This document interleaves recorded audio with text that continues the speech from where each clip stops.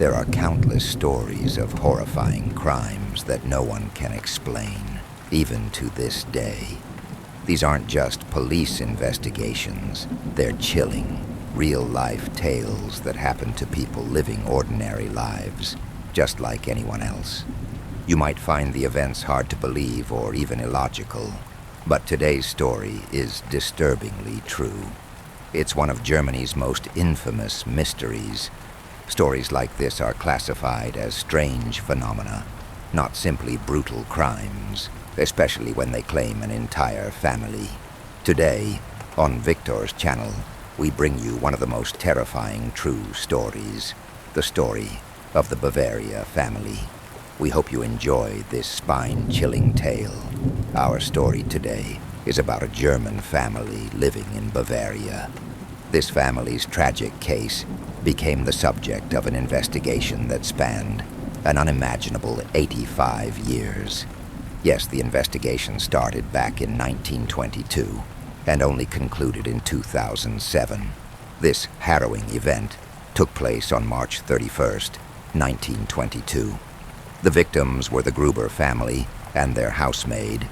There were 5 family members in total, and they, along with the maid, were all brutally murdered. The chilling series of events began 6 months before the murders. At that time, a maid working in the Gruber household reported hearing strange noises throughout the house.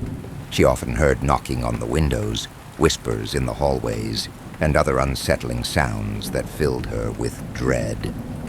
She didn't hesitate to tell the family about these eerie noises, but they dismissed her concerns, saying it was all just her imagination. Convinced of what she'd heard, however, the maid grew too frightened to stay and eventually quit her job. Things remained calm until the day before the crime. The family hired a new maid, and on her very first night, the strange noises returned. Not only that, but the family began to notice other unusual occurrences in the home. For example, Andreas, the father, found a newspaper on the floor that neither he nor any family member had bought. The keys to the storage room, where the family kept their tools, also mysteriously disappeared. While these incidents seemed odd, the family tried to dismiss them until something much more alarming happened. On one bitterly cold day, as snow blanketed the ground, a family member noticed strange footprints in the snow, leading from the nearby forest straight to their home. Oddly, the tracks entered the house, but no tracks led back out. The family's fear grew as they recalled the former maid's warnings. Andreas, the father, went to his neighbor to share what had been happening, mentioning the strange experiences of the previous maid. The neighbor suggested he arm himself in case of danger, but Andreas refused. Then came the fateful day. An intruder had indeed entered the home, and on that terrible night, he took each family member, one by one, out to the barn and murdered them. 4 family members were killed and left in the barn. The youngest child and the new maid were murdered inside the house. Strangely, the killer didn't flee the scene. Instead, he stayed in the home for several days, going about his business as if nothing had happened. It wasn't until 5 days later that anyone realized something was wrong, mainly because the house appeared normal from the outside. Smoke was seen coming from the chimney, and the barn was stocked with food for the animals, which kept neighbors from suspecting anything. 5 days after the murders, a repairman arrived at the property to fix a piece of farming equipment.